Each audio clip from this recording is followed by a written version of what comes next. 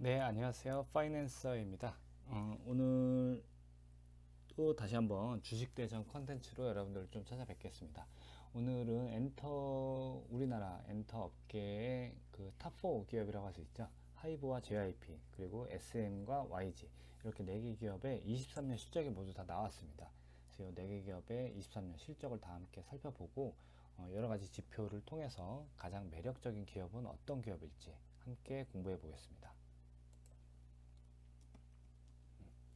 첫 번째로 재무제표입니다. 참고로 본 영상에서 언급드리는 모든 금액은 다 억원 기준이라고 보시면 되겠습니다. 매출액은 하이브는 약 2조 2천억 원, 그리고 다음으로 이제 SM이 9,600억, 다음으로 YG가 5,700억, JYP가 5,600억 정도 수준의 매출액을 기록을 했습니다. 매출액 면에서는 하이브가 2등인 SM보다 거의 2배 정도 더 많은 매출액을 기록했습니다. 다음으로 매출이익입니다. 매출이익은 하이브가 약 1조, 다음으로 SM이 3천억, 그리고 JYP가 2,700억, YG가 약 1,800억 정도 매출이익을 기록했습니다. 매출이익 측면에서도 하이브가 가장 잘 나왔죠. 다음으로 저는 손익계산서에서는 영업이익을 가장 중요하게 봅니다. 영업이익은 하이브가 약 3천억 정도의 영업이익을 달성했고요. 다음으로 JYP가 1,700억, SM 1,100억, 그리고 YG가 800억 정도의 영업이익을 달성했습니다. 영업이익도 하이브가 가장 잘 나왔죠. 다음으로 순이익입니다. 순이익은 하이브가 1,800억, JYP 1,000억, 그리고 SM이 800억, YG가 약 770억 정도의 순이익을 기록했습니다. 이렇게 해서 이제 손익계산서를 살펴봤고요. 다음으로 재무상태표입니다. 총자산입니다. 총자산은 하이브가 약 5조 3천억의 가장 많은 총자산을 보유하고 있고요. 다음으로 SM이 1조 5천억 원, 그리고 YG가 7천억, JYP가 5,700억의 총자산을 보유하고 있습니다. 다음으로 부채 총계입니다. 부채 총계는 하이브가 약 2조 상당의 부채를 보유하고 있고요. 그리고 가장 적은 부채로는 이제 YG가 1,570억, 그 다음 JYP가 1,700억, SM이 약 6천억 원의 부채를 보유하고 있습니다. 다음으로 자본총계입니다. 자본총계는 하이브가 가장 많은 수준입니다. 약 3조 1천억 수준의 자본을 보유하고 있고요. 다음으로 SM 9천억, 그리고 YG 5,800억, JYP 4천억 수준의 자본을 보유하고 있습니다. 재무제표 수치상으로 봤을 때는 이제 하이브의 그 상태가 가장 좋다고 보시면 되겠습니다. 다음으로 수익성 측면입니다. 수익성의 첫 번째 지표로 이제 매출이익률을 놓고 보면 JYP가 굉장히 잘 나왔죠. 47%의 매출이익률. 다음으로 하이브도 굉장히 좋습니다. 46%. 그리고 그 다음에 SM이 3.5%, 35%, 그 다음에 YG가 33% 정도의 매출이익률을 기록했습니다. 다음으로 영업이익률입니다. 영업이익률은 JYP가 독보적으로 잘 나왔습니다. 30%. 다음으로는 이제 YG 15%, 하이브 13.6, SM이 12% 정도 나왔고요. 다음으로 순이익률입니다. 순이익률은 JYP가 18.5%로 가장 잘 나왔고요. YG가 13.5%, 다음으로 SM 8.6, 하이브가 8.4%의 순이익률을 기록했습니다. 그리고 ROE입니다. 회사의 자본으로 얼마나 많은 순이익을 발생시켰느냐. ROE 측면에서는 JYP가 30%로 굉장히 많이 나왔고요. 다음으로 이제 YG가 14%, SM 9%, 하이브가 6% 정도의 ROE를 기록했습니다. 다음으로 ROA입니다. 기업의 총 자산으로 얼마나 많은 순이익률을 기록했는지를 보면 JYP 21%, 그리고 YG 10%, 그리고 SM 5.5%, 하이브가 3.6%를 기록했습니다. 수익성 측면에서는 JYP가 거의 뭐 압도적으로 4개 기업 중에 가장 높은 수준이라고 보시면 되겠고요. 다음으로 성장성 측면입니다. 22년도 대비 23년 실적이 얼마나 잘 나왔는지의 성장률을 보면 JYP가 약 64%로 가장 많은 매출액 성장을 기록했습니다. 두 번째로 YG도 꽤 많은 성장을 했죠. 매출 측면에서 45% 정도 성장을 했고요. 하이브는 22% 성장, SM은 13% 정도의 매출액 성장률을 기록했습니다. 다음으로 영업이익 성장률입니다. 영업이익 측면에서는 YG 엔터테인먼트의 영업이익이 굉장히 잘 나왔습니다. 86% 정도 성장했고요. 그리고 JYP가 75% 성장, 그리고 SM과 하이브는 모두 약 25%의 영업이익 성장을 기록했습니다. 마지막으로 순이익 성장률입니다. 순이익은 하이브가 굉장히 잘 나왔어요. 22년도 대비 약 280%의 순이익 성장을 기록했고요. 그리고 YG 64%, JYP 55% 정도 순이익 성장을 기록했고, SM은 22년도와 순이익 측면에서는 거의 동일한 수준이라고 보시면 되겠습니다.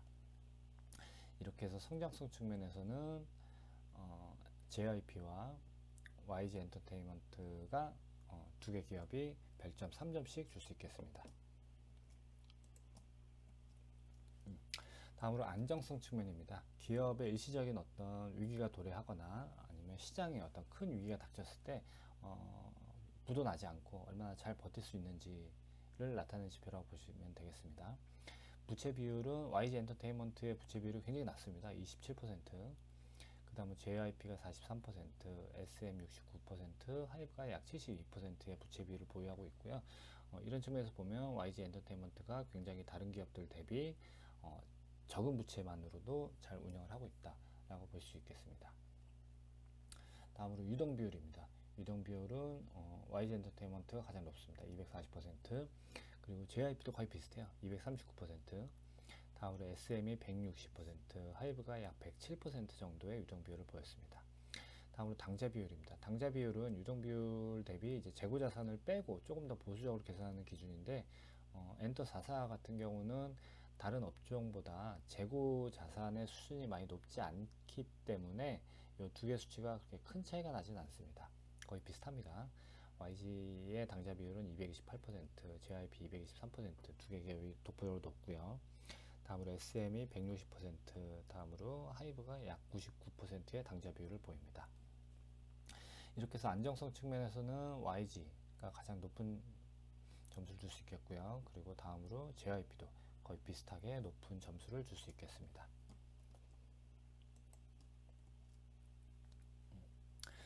다섯 번째로 투자 지표입니다. 투자 지표에서 주가와 시가총액은 이 영상을 촬영하는 3월 말경을 기준으로 하고 있기 때문에 지금 이 영상을 현재 보시는 시점하고는 약간의 오차가 있을 수 있다고 보시면 되겠습니다. 3월 말 기준으로 이제 하이브의 주가는 약 20만원, JYP 68,000원, SM 75,000원, YG 약 45,000원의 주가를 보이고 있습니다. 다음으로 시가총액 면에서는 하이브의 시가총액이 약 8조 3천억으로 가장 독보적으로 높습니다. 그 다음으로 JYP가 2조 4천억, SM 1조 8천억, 그리고 YG가 8천억 수준이라고 보시면 되겠습니다. 그리고 외국인 지분율입니다. 전체 발행 주식 중에 외국인들이 얼마나 많은 비중을 가지고 있는지, JYP 같은 경우가 외국인들이 가장 많이 들고 있다고 보시면 되겠습니다. 약 32%, 두 번째로 하이브 21%, 그리고 세 번째로 SM 13%, YG 11% 정도를 외국인들이 보유하고 있습니다. 다음으로 시가 배당률입니다. 여기서 말하는 시가 배당률은 23년도 실적을 기준으로 24년에 배당을 주는 부분은 아직 확정이 되지 않은 부분들이 좀 일부 있어서 좀 더 확실하게 22년도 실적을 가지고 23년도에 준 배당을 현재 시가 기준으로 나눈 시가 배당률입니다. 엔터 4사 전체적으로 다른 업종들 대비 배당금이 이렇게 크진 않은 상태입니다. 다만 그 안에서도 SM 1.6%로 가장 많은 배당을 지급하고 있고요. 다음으로 이제 YG가 0.6%, JYP가 0.5% 지급을 하고 있습니다. 하이브는 현재 배당이 확인이 안 되고 있고요. 그러니까 배당금을 안 주고 있는 것 같아요, 아직은. 다음으로 PER입니다.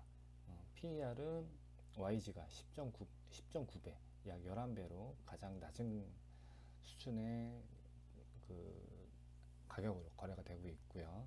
그 다음에 이제 SM 21배, 그리고 JYP 23배, 하이브가 45배에 거래가 되고 있습니다.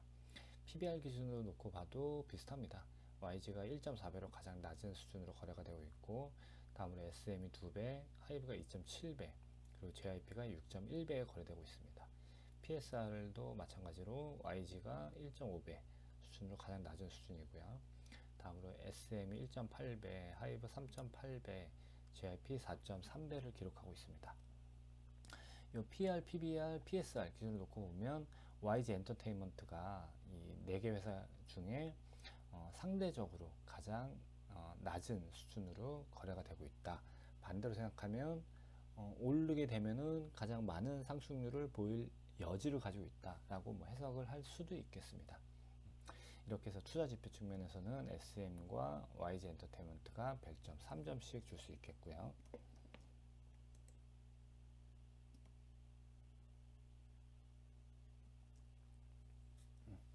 그래서 지금까지 이제 그 A부터 E까지 재무제표부터 투자 지표까지 살펴봤습니다. 다시 한번 살펴보면 재무제표 측면에서는 하이브가 매출액과 영업이익 등 하이브가 가장 많은 수준을 보였고요. 그리고 수익성, 얼마나 알짜 경영을 잘 했는지 측면에서 보면 JYP가 거의 뭐 독보적으로 이 수익성 면에서는 높다고 보시면 되고, 그리고 성장성 면에서는 JYP와 YG가 유사하게 다른 기업들보다 조금 더 빠른 속도로 성장하고 있다고 보시면 되겠습니다. 그리고 안정성 측면에서는 YG 엔터테인먼트가 가장 좋았고요. 그리고 JYP도 뭐 YG보다 조금 낮긴 하지만 높은 수준이라고 보시면 되겠습니다. 다음으로 투자 지표 측면에서는 SM과 YG가 상대적으로 다른 두 개 기업보다 조금 더 많은 이 투자 매력을 보유하고 있습니다. 이렇게 해서 5가지 지표를 종합적으로 본 투자 매력으로 놓고 보면 JYP가 별점 3점으로 가장 높은 점수를 줄 수 있겠습니다. 다만 이 투자 매력 가장 이 종합 지표인 투자 매력에서 JYP가 가장 높다라고 해서 지금 엔터 기업을 살려면 JYP 엔터테인먼트를 사십시오 라고 말씀드리기는 어렵습니다. 전체적인 지표상으로 봤을 때 JYP가 가장 많은 별점으로 나오는 것은 맞습니다만, 여러분들 이 영상을 보시는 여러분들의 어떤 투자 성향, 그리고 투자 자금의 크기, 그리고 엔터 기업에 투자하려고 하는 본인 투자 시드 안에서의 어떤 투자 비중, 이런 측면들이 다 다를 거기 때문에 그런 부분을 다 무시하고 JYP가 모든 이들에게 가장 현명한 판단이라고 볼 수는 없겠습니다. 그래서 아까 말씀드렸던 것처럼 나는 그 제일 큰 기업 사고 싶어. 그러면은 매출액, 영업이익, 그리고 시가총액 측면에서 가장 높은 하이브가 답일 수도 있을 것 같고요. 그리고 뭐 제일 경영 잘하는 기업을 사고 싶다. 그런 측면에서는 뭐 JYP가 뭐 답일 수도 있겠습니다. 전체적으로 고려를 해보시고요. 그리고 아래 꺾은 선 그래프는 한 가지 먼저 설명드릴게요. 기준지수입니다. 이 기준지수는 최근 1년간 코스피 지수와 코스닥 지수 이 2개 지수의 상대적인 흐름을 평균 낸 수치라고 보시면 되겠고요. 이 기준지수가 작년 이맘때 대비 현재 시점에서는 약 6% 정도 상승한 상태입니다. 그런데 반해 이 엔터 4개 기업 같은 경우는 이제 하이브는 작년 이맘때 대비 약 25% 정도 성장한 상태고요. 대신 나머지 3개 기업은 다 하락한 상태입니다. JYP는 6% 하락, SM 7% 하락, YG는 약 15% 정도 하락한 상태입니다. 전체적인 흐름을 보면 작년 7월, 8월 이때는 JYP의 그 주가가 상대적으로 굉장히 좀 상승을 좀 많이 했었습니다. 다만 작년 가을 이후로 전체적으로 좀 상승을 했고요. 그리고 작년 말, 올해 초에 하이브와 JYP 이 2개 기업의 주가 흐름이 상대적으로 좀 좋았었고, 그리고 다시 또 다 원위치 됐다가 최근 한 2주 정도 됐을까요? 최근 한 2주 정도 사이에 하이브의 주가가 상대적으로 좀 꽤 높아져서 작년 이맘때 대비의 상승도를 보면은 하이브가 25%로 가장 많은 상승을 보이고 있습니다.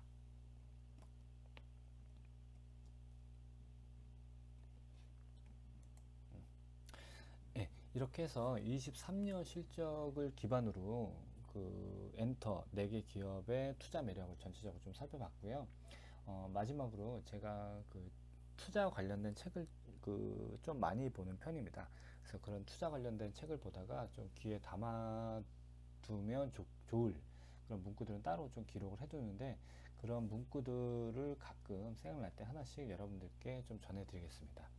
오늘 드릴 얘기는 이제 죄송합니다. 오늘 들려드릴 얘기는 이제 워렌 버핏의 얘기입니다. 워렌 버핏이 한 말 중에 적당한 기업을 싼 가격에 사지 말고 훌륭한 기업을 적당한 가격에 사라라는 얘기를 남겼다고 하더라고요. 여기서 싼 가격이라 하면 소위 말하는 이제 가치 투자자들이 좀 좋아하는 단어인 거죠. 이 기업의 실제 가치는 여기에 되어 있는데 현재 주가는 이 정도 수준의 거래가 되고 있다 라고 하면 현재 주가가 어느 시점이 지나면 그 기업의 본질 가치에 도달하기 때문에 이만큼의 주가 상승을 노릴 수 있다. 이런 부분 때문에 이제 싼 가격에 사는 경우들이 좀 많은데 그걸 역설적으로 뒤집어 생각을 해보면 이 현재 어떤 기업의 주식이 싼 가격에 거래되고 있다라고 하는 건 그 기업이 적당한 기업이기 때문에 다르게 표현하면 시장에서 상대적으로 소외된 기업이기 때문에 싼 가격에 거래되고 있다라고 볼 수 있다라는 건 거죠. 근데 이 시장의 그 기업의 본질 가치보다 시장에서 좀 낮은 가격에 거래되고 있는데 이 낮은 가격이 그 기업의 본질 가치까지 도달하는데 걸리는 시간이 사실 생각보다 굉장히 좀 많이 걸리는 경우가 또 꽤 많습니다. 전문가들도 이렇게 좀 잘 못 맞추는 것 같더라고요. 그래서 이런 경험을 좀 많이 하던 워렌 버핏이 언젠가부터 생각이 좀 바뀐 것 같아요. 무조건 싼 가격에 고수하지 말고 훌륭한 기업을 산다. 여기서 말하는 훌륭한 기업은 뭐 돈도 다른 기업들 대비 좀 잘 벌고 그리고 성장성도 다른 기업들보다 좀 높고 그래서 이런 두 가지 지표를 충족시키는 기업이 우리는 보통 훌륭한 기업이라고 말할 수 있겠죠. 그래서 어떤 기업이 수익성도 훌륭하고 성장성도 훌륭한 기업이라고 하면 지금 너무 싼 가격에 나는 수준이라고 하더라도 지금 사면 충분히 더 초과 수익을 올릴 가능성이 높다라는 의미로 우리는 이해할 수 있을 것 같습니다. 그래서 오늘 영상은 여기까지 하고 다음에 조금 더 나은 컨텐츠로 조금 더 잘 준비해서 여러분들 찾아뵙겠습니다. 감사합니다.